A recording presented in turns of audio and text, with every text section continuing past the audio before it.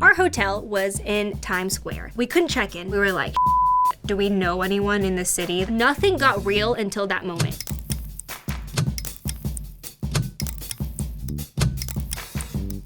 I'm Olivia Sui, my lips are constantly dry, and I'm here to tell you guys about a high school fail of mine that still haunts me until this day. After graduation, my senior year, me and my 3 girlfriends decided to have an epic trip to New York City, and none of us have ever been there. It's gonna be like Sex in the City, we're sexy and in the city, and we're also only 17. Our parents were so supportive of it. They actually gave us money like as a post-graduation gift for us to go out and be with each other and really have a great time before college. We were also there to celebrate my best friend's birthday. We land in New York City. Our hotel was in Times Square, and that is fail number 1. Don't get a hotel in Times Square. We couldn't check in because we were all under 18. Fail number 2. We were like, do we know anyone in the city that can check us into this hotel? My very studious friend calls this guy that she used to hook up with in camp. Oh man, Steve is just a really depressing guy. We arranged that. Oh, well, we should look really cute for this guy. So we change hair extensions everywhere, heels everywhere. I remember I wore a leopard shirt. I hate myself. He doesn't show up for like 4 or 5 hours. Where is this guy, right? And so 5 hours later, this other random guy shows up. Hey,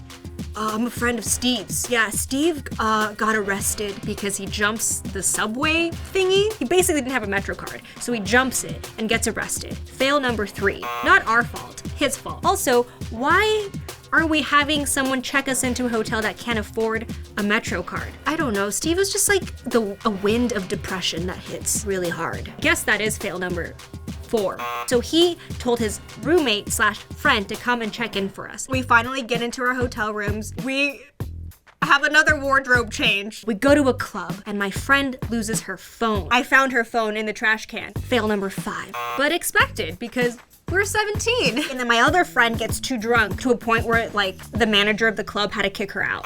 The next day, it was my friend's birthday and we wanted to get her a nice gift. So we go to a really, really fancy store and buy her a pair of earrings. We said, you know what? You should also make out with someone. We didn't care who it was. We didn't know anyone for her to make out with. So we set up Steve's friend and her. Steve was out of jail at this point. We locked them up in a room to see if anything happened. We were all outside giggling, trying to listen if they were making out sounds.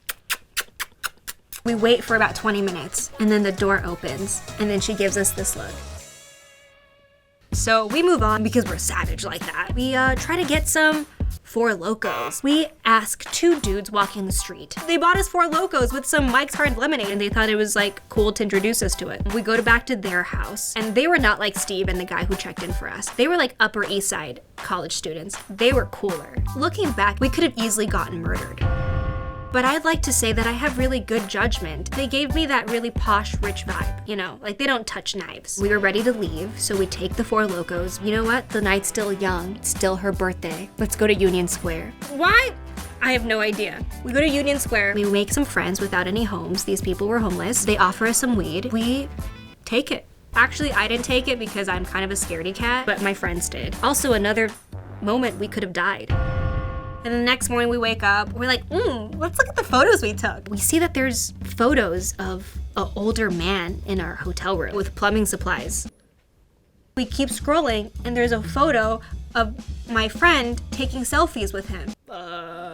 What happened? Well, I had to call a plumber in the middle of the night when you guys were sleeping. Remember those earrings you got me for my birthday? I fell in the toilet. I didn't want to tell you guys or wake you guys up. So she called a plumbing service. And the plumber was some jolly guy. Literally, plumber dude, her with the earring, like, and paid $500 to get her earring out. And that was how much the earring cost. So it was time for us to go back to LA. We go to the airport. All of us successfully checked in except for one of our friends. She could not check in. What the heck? We talked to the people that work there. Your ticket is for this day, but in 4 months. All the fails that we have faced during that trip, nothing got real until that moment. We weren't scared of anything except for that moment. A moment that was so easily fixed. She told us that we had to buy a new ticket. Wow, you're gonna give us the hard way. I think we have to be adults and try and fix this problem. So we begged our parents for money to get our friend back to LA, $200 extra more dollars. They said okay. They also wanted their kids back. That was the last big fail of this trip. Always remember to buy the right ticket for the right date so you don't get stranded. Because honestly, she would have stayed there. She probably would have lived in Union Square with Steve and Steve's friend. I'll tell you what the moral of the story is. It's okay to make bad decisions with your really good friends because you know that you guys will have each other, and just don't get murdered. Oh my God, we could have gotten murdered 3 times, but we didn't.